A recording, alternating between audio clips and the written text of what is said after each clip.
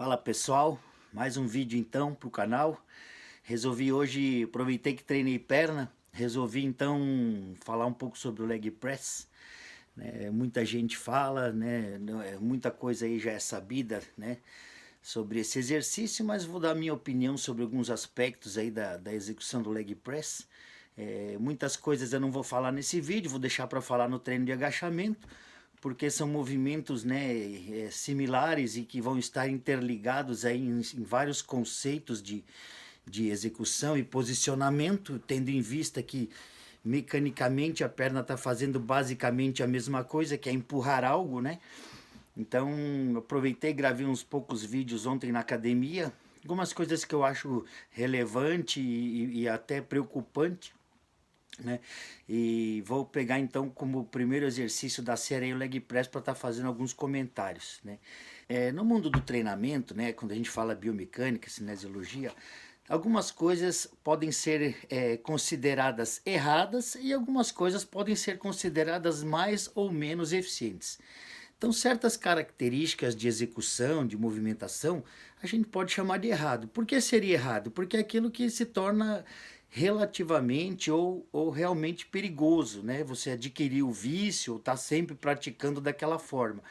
E tem coisas que podem ser chamadas de mais ou menos eficiente porque aumentam ou diminuem a eficiência da execução, porém não põe você em algum patamar de risco, digamos assim, né? Só aumenta a eficiência daquilo que você faz ou deixa de ter essa eficiência. Então, basicamente no leg, o que acontece? Esse vídeo eu estou gravando de coisas que eu observo ali no dia a dia, dentro das academias, né? Dentro de tudo que eu já vi nesses 30 anos de experiência em salas de musculação, ao longo de vários lugares que já morei, etc., né? Alguns vícios. O primeiro deles que eu quero comentar é o fato de você empurrar o joelho com as mãos. Então é muito comum no leg press, na execução do leg press, o indivíduo usar as mãos no joelho, as mãos na perna, para empurrar a carga para cima. Tá? O que eu quero dizer? Qual é o risco de você fazer isso? A musculatura, né, o corpo humano, a musculatura ela é toda formada de sensores. Dentro da musculatura você tem sensores de dor na pele, você tem sensores para temperatura, você tem uma série de sensores espalhados pelo corpo e na musculatura não é diferente. Então dentro da musculatura você tem alguns sensores que fazem a função de perceber como esse membro está no espaço, tridimensionalmente falando, certo? Ou se eu estou com o braço para cima, se eu estou com o braço para baixo, se eu estou com a perna aberta, se eu estou equilibrado, se eu estou fora do eixo da gravidade, né? Então, o cérebro interage com esses sensores para poder saber aonde esse membro está, como ele está desempenhando. E alguns sensores fazem a leitura do nível de esforço necessário para controlar esse membro, para gerar força sobre as alavancas, né? Para que os movimentos possam acontecer, né? Esses são os proprioceptores e os sensores no complexo de Golgi. Não vamos nos aprofundar nisso porque não é o foco do vídeo. Então o que acontece? Quando você está fazendo um leg press, que você empurra o joelho com as mãos, você anula basicamente a leitura real desses sensores sobre a musculatura, fazendo com que o teu cérebro não esteja percebendo adequadamente qual é o controle sobre a contração que ele está tendo sobre aquela carga. E qual é o risco disso? Então aqui estamos numa coisa que é considerada perigosa aos meus olhos, né? Eu vejo muitos alunos empurrando o joelho com a mão e eu vejo muitos personal trainers aceitando que o aluno empurre o joelho com a mão durante a execução de um exercício, no caso o leg press, certo? Quando você empurra com a mão, você faz força com o braço e você anula a real leitura que esses sensores de movimento estão tendo sobre a quantidade de contração que possa haver, né, na musculatura para vencer ou controlar a carga. Quando você faz um leg press, que você passa dos 90 graus e começa a entrar na zona de alívio, ou seja, o momento de 90 graus do joelho até que a perna se estenda, né, a subida da carga, né, da fase concêntrica, você vai tendo uma perda de ativação da musculatura natural do movimento. Então, eu tenho no momento de 90 graus um momento de maior braço de torque, certo? E conforme eu entro na zona de alívio, o que é zona de alívio? Aqui eu tenho o maior momento de força do braço de torque, eu vou perdendo ativação muscular conforme as alavancas vão se alinhando e eu vou deixando de ter que fazer força até que eu chegue na fase estendida e possa realmente sustentar a carga sem nem sequer ter uma contração muscular na perna em geral, né?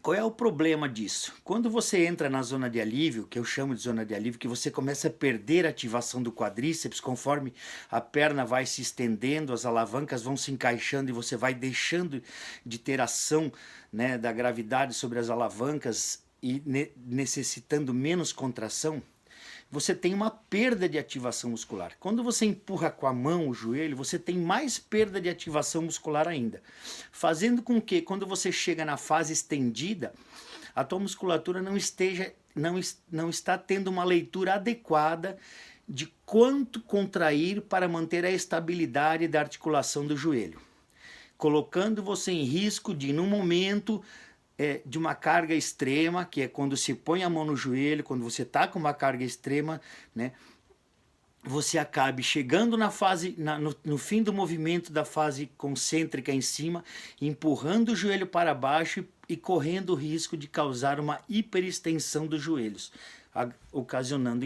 podendo ocasionar sérias lesões.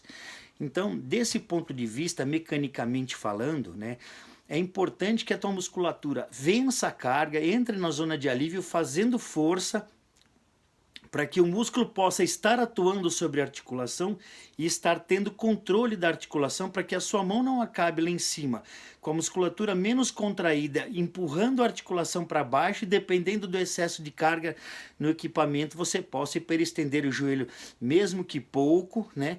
E adquirindo um vício de toda vez hiperestender e acabar forçando a articulação e a médio e longo prazo, podendo se lesionar ou, no pior das hipóteses, num movimento brusco com uma carga extrema, hiperestender o joelho e lesionar, romper ligamentos e causar um acidente sério dentro da academia. Não é comum, mas pode acontecer. Então partimos de outro ponto. Se você está no exercício de perna e o teu objetivo é estimular os músculos da coxa, para que você vai fazer força no braço, né? Se você empurra a carga com a mão, ou empurra o joelho com a mão, anulando a carga que você colocou, né? Não tem muita lógica, né? Por quê? Dentro de uma execução de um movimento, a gente espera que o músculo-alvo, né, o recrutamento de unidades motoras, ou falando de uma forma mais simples, o recrutamento de fibras para vencer aquela carga, seja feito do músculo-alvo ou dos sinergistas diretos que atuam junto com aquela musculatura. Então, no caso do leg, eu vou ter o meu quadríceps fazendo força para vencer a carga e vou ter os músculos do glúteo, basicamente, né, atuando como sinergista direto para fazer a extensão do quadril e me ajudar a finalizar o movimento. Se nesse momento eu faço força no braço, eu estou tirando desses músculos ativação, fugindo do real objetivo do exercício, né? Então não é legal que você adquira o vício de, num exercício de perna, usar a força dos braços para vencer a carga, mas vale a pena você colocar cargas menores, né, que você possa controlá-las adequadamente. E se você tem essa dificuldade, acostumar a fazer o movimento desta forma, obrigando o teu músculo a recrutar unidades motoras da mesma musculatura. Então toda aquela força que eu faço com o braço, empurrando a perna, né, o que o pessoal chama de repetições forçadas muitas vezes, né, um parceiro ajudando, etc. Toda aquela força que eu fiz que não foi com a musculatura da perna, não está dentro da objetividade de eu estar no exercício de perna, seja ele qual for. Então é importante que você entenda que treinar perna, isso é uma coisa que eu vou falar sempre aqui nos vídeos, treinar perna não é passar pelos exercícios de perna, treinar peito não é passar pelos aparelhos de peito, e sim dentro daqueles exercícios conseguir o máximo da estimulação, e o máximo da estimulação quer dizer contrair a musculatura alvo, certo? Aí o cara mas e as repetições forçadas que você empurra com a mão e consegue fazer algumas a mais? Muito bem, se você quer fazer repetições forçadas, você pode levar um chicote para academia e pedir para o instrutor, cada vez que você resolver parar, dar uma chicotada em você e você faz algumas repetições a mais à base de chicotada. Porque não é inteligente do ponto de vista biomecânico que você empurre o joelho com a mão, né? Existe um risco, né? Principalmente se você trabalha com grandes cargas, né? É um vício errôneo que pode acontecer e realmente acontece. Porque o foco do aluno ali nesse momento que ele empurra com a mão não está sendo usar a musculatura, está sendo empurrar o peso para cima, certo? É melhor que você tenha um parceiro de treino, então, que empurre a carga para você, ajude você a vencer a carga, empurrando a plataforma do leg press para cima, do que você pondo as mãos no joelho e anulando parcialmente a leitura dos próprios receptores, que fazem essa sintonia fina do esforço da musculatura, né? Diminuindo o risco. E brincadeiras à parte, né? A vantagem de um parceiro empurrando a plataforma do que você empurrando o joelho com a mão é que o parceiro tira a carga do esforço que você está fazendo sem anular a função dos próprios receptores sobre a musculatura. Então esse é um risco que eu não aceito que meus alunos coloquem as mãos no joelho, eu não coloco a mão no joelho quando faço leg, eu nunca fiz isso em treino, em 30 anos eu treino, nunca precisei empurrar o meu joelho com as mãos, porque eu trabalho cargas dimensionadas para a minha realidade. Eu não boto o peso demais para que o meu parceiro de treino empurre o peso para mim. É a mesma coisa, esse exemplo que eu vou dar aqui agora. Você faz agachamento assim, ó? Não se faz. Não se faz agachamento assim, né? Então por que você vai usar isso no leg press? Eu estou treinando perna, minha perna tem que empurrar a carga, entendeu? E caso eu não consiga vencer a carga, eu desço e travo a máquina embaixo. Posso até, numa eventual emergência, né, ajudar com o braço, mas fazer o treino todo empurrando o joelho com a mão, não aconselho. E o que dá para ser feito então, se você é daquele camarada que enche de carga, né, obrigado a empurrar com a mão, não dobra o joelho nem 15 graus porque botou 500 quilos no leg, velho, bota uma carga menor, faz um movimento mais completo, aplica uma técnica de contração seletiva do músculo, faz força de forma inteligente, do que submeter a um tipo de esforço que impressiona quem está olhando, né? Quer dizer, não impressiona porque encher de peso e não dobrar o joelho, mas assim, não te traz estímulo producente nenhum, né? O que eu faço quando está pesado? Quando está pesado eu faço isso aqui, ó. Eu continuo fazendo a minha perna empurrar a carga, eu não boto a mão no joelho. Entendeu? Então eu dimensiono a escolha das minhas cargas dentro daquilo que eu quero submeter a minha musculatura. Eu já tive parceiros de treino que o cara bota 100 quilos, ele não aguenta, mas ele aumenta para 130 e eu levanto 30. Aí ele aumenta para 150 e eu levanto 50. Ele continua levantando 100, que é o que ele aguenta. E daí tudo que ele botou a mais do 100, quem empurra é o parceiro. Porra, fala sério, né? Tem condição de treinar desse jeito. Aí o cara, fiz supino com 150, ele levantou 100 e eu 50, né? Você vê que inteligente. Outro detalhe é o posicionamento dos pés, né? É muito comum ver pessoas variando o posicionamento dos pés de forma inadequada e, inclusive, volto a dizer, professores dando aula, cobrando, o aluno está com o posicionamento dos pés de forma inadequada no leg press e o professor está ganhando, o personal trainer está ganhando a hora da aula e não é capaz de observar conceitos básicos de biomecânica. Como eu falei anteriormente, existem coisas que dá para chamar de errado e existem coisas que dá para chamar de mais ou menos eficiente. Por exemplo, o que seria menos eficiente? Você tentar fazer posterior de coxa no leg press. Como eu vejo, pessoas botam o pé lá para cima, empurram com o calcanhar, tentando acionar posteriores de coxa. Vai ter algum tipo de ativação? Vai, né? Porque uma das cabeças do posterior de coxa podem atuar ali na extensão do quadril, né? Mas não é a melhor escolha para você fazer posterior de coxa no leg press. Por quê? Porque o movimento é de flexão do joelho e os músculos que atuam nesse movimento são os extensores do joelho, basicamente, né? Então não é um exercício para posterior de coxa, mas quem gosta e acha que pega pode fazer sem problema nenhum.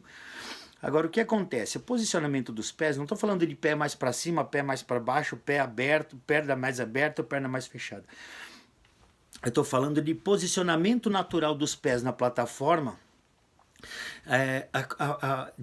a ponto de distribuir o esforço de acordo com a mecânica de movimento da perna do indivíduo que executa o exercício. Então, por exemplo, para algumas pessoas trabalhar com a perna, com o pé mais fechado pode ser fisiológico. Para outras pessoas trabalhar com o pé mais fechado pode ser contraproducente, por causa do tipo de articulação do quadril e de movimentação que o fêmur exerce ali, né, a cabeça do fêmur no acetábulo.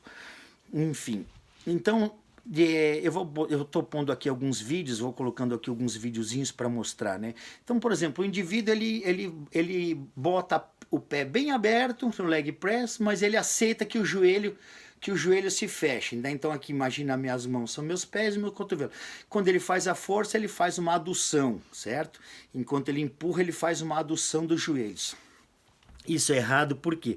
Porque se ele está tendo que fazer uma adução, ele precisa ou trabalhar mais a estabilidade do glúteo sobre o movimento, né? Não permitindo que a adução aconteça, né? Dos músculos adutores se contrapondo à força dos adutores, né? Ou ele vai precisar fechar mais o pé para tirar aquela tendência. Então o correto no leg press é quando você consegue botar os pés e trazer os joelhos trabalhando alinhado com os pés, certo? E do joelho para o quadril pode haver então uma aproximação dos membros, né? Então essa aproximação não pode se dar do pé para o joelho, ela tem que se dar do joelho para o quadril, essa aproximação das pernas, né? Evitando que a adução aconteça e a distribuição intraarticular do esforço dentro do joelho seja desequilibrada. Então, por exemplo, que a gente chamaria isso, né, de você botar os pés abertos e fazer a adução, né, de genovalgo, certo? E se você faz o inverso, ou seja, você coloca os pés fechados e na hora da execução você é obrigado a abrir os joelhos, né, que é o genovaro, né? Se você precisa com os pés num determinado padrão, você precisa ao dobrar, dobrar a articulação do joelho, você precisa escancarar o joelho para fora, né, fazendo o genovaro, você também vai fazer uma sobrecarga articular. Então, por que acontece essas oscilações de joelho para dentro ou para fora? Porque o fêmur, a posição dos pés está trabalhando em desalinhamento da onde o fêmur desse aluno precisa estar.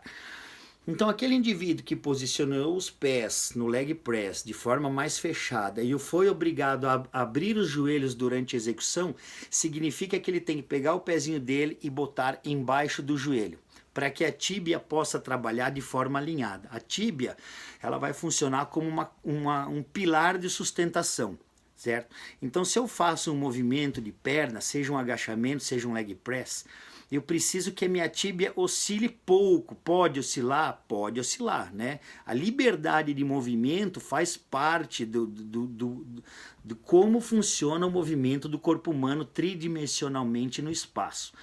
Mas se eu sou aquele camarada que botei o pé aqui, durante a execução minha tíbia tem que fazer isso aqui, ou durante a execução minha tíbia faz isso aqui para compensar um eventual desconforto no meu fêmur em junção com o meu quadril, isso não está adequado. Então eu vejo muito comum isso acontecendo na academia, as pessoas aceitando esse tipo de oscilação contraproducente. Então é simples de resolver. Tá abrindo o joelho para fora, significa que a perna está pedindo para que o pé esteja mais aberto. Tá botando o joelho para dentro, significa que tem que trazer fortalecimento, controle sobre a articulação dos abdutores da perna e, de repente, colocar o pé um pouquinho mais fechado, porque algumas pessoas têm essa anatomia, digamos assim. Uma coisa que eu gosto muito a gente chama de posição natural, né? O que é posição natural? Você quer saber que posicionamento você pode botar no leg press? Geralmente a gente fala aí colocar o pé na largura dos ombros, por exemplo, né? Mas para alguns casos, pessoas mais obesas ou pessoas que têm a barriga grande, que a coxa possa dobrar, vir em encontro ao abdômen, comprimir costelas, etc. Às vezes uma pisada mais aberta vai ser necessária. E às vezes, eu, por exemplo, indivíduos um pouco mais pesados, mais obesos, né, que tem o genovalgo, que é aquele joelho em X, né, que o fêmur já se torna, né, também comum em mulheres que tem o quadril mais largo, né, ter esse tipo de disposição anatômica, né, você precisa fazer alguns ajustes ali, simples, momentâneos, em tempo real, e dizer para o aluno, ó, sua perna tem que ficar nessa distância. Mas uma das coisas que eu gosto de perceber no aluno é assim, quando ele para numa posição natural, em que posição ele parou, em que posição está o afastamento dos pés, em que posição está o direcionamento dos pés, quando esse indivíduo para na posição relaxada, como mostra o vídeo aqui, para que essa posição natural do pé seja a posição que mais ou menos você vai escolher para que ele possa se posicionar no leg press, né? E baseado nisso, você já depois só corrige ali a abertura do joelho, não permitindo que o joelho escancare demais para fora ou escancare demais para dentro. Quanto menos oscilação, melhor, para que a articulação do joelho possa trabalhar de forma alinhada, né? Outros extremos também é aquela pessoa que às vezes botou o pé na plataforma, mas rotacionou demais o pé para fora. Então ela está com os pés, as pernas, os pés posicionados na plataforma do leg ou no agachamento na largura dos ombros, porém o pé está exageradamente abduto, certo? Rotacionado para fora. E algumas pessoas que têm o pé aduto, né, que é a rotação para dentro. Essas duas vertentes de posicionamento dos pés também são fisiológicas. Alguns indivíduos têm, né, esse tipo de posicionamento articular, né, dos membros inferiores, que desfavorece uma execução um pouco mais segura. Então, por exemplo, tem um colega na academia lá que ele tem o pé abduto, que é o pé exageradamente rotacionado para fora. Mesmo com as pernas mais fechadas ou mais abertas, ele tem a tendência de ficar. Nesse tipo de camarada, quando ele faz a flexão do joelho, o que vai acontecer? Vai acontecer uma inclinação da tíbia, né, da canela para dentro, fazendo com que o pé rotacione, né, e sofra distribuição de pressão inadequada, né, causando uma compressão assimétrica da articulação do joelho. Então isso tudo pode parecer bobagem, mas quando você bota isso a longo prazo em indivíduos que treinam, você vai estar falando em ter mais saúde ou menos saúde articular. Você pode ser aquele cara que sem perceber está massacrando o teu aluno, a articulação do teu aluno, por não reparar certos detalhes. E eu vejo isso muito comum. Então, né, hoje no mundo do personal trainer, o aluno está treinando, ele está fazendo errado, né? O personal está ali filmando para postar nas redes sociais que ele dá aula, que ele trabalha, que ele atende muita gente, né? E o aluno está lá com a rotação, com o pé abduto, né? Fazendo rotação interna da tíbia, distribuindo pressão articular errada, só que o aluno não sabe, o personal não sabe, e eles postam aquilo como se fosse o treinamento das mil maravilhas, mas eu vejo, reparo e sei. Então é chato isso, né? Você vê profissionais ali que estão preocupados em divulgar o seu trabalho, divulgar o seu volume de trabalho, né, o seu sucesso profissional, e ao mesmo tempo estão cometendo erros básicos de biomecânica e cinesiologia que deveriam ter aprendido na faculdade, né? Então isso é bem triste de ver, né? Hoje em dia o que conta mais são os likes, né? Bastante like, joelho para dentro, bastante like, pé abduto, né? Bastante like, a mão empurrando o joelho no leg.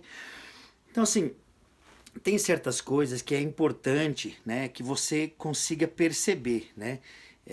Porque você vai estar correndo risco. Então, muitas vezes você está pagando o camarada, né, e o camarada não tem o profissionalismo e a experiência devida para perceber. Eu tenho colegas personal trainers, dizem, né, que são personal trainers, e que ao treinar, ao fazer o seu próprio treino, estão lá agachando com o pé assim e o joelho lá para fora, né, com o joelho valgo, certo?